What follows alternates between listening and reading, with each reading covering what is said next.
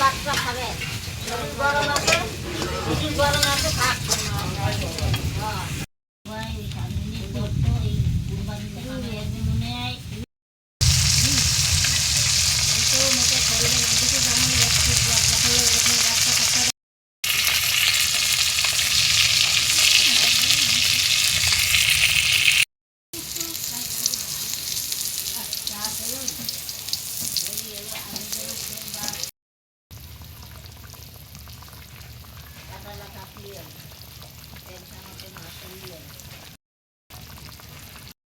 একটা বোতলে দিয়ে দাও বড়তে লুটিতে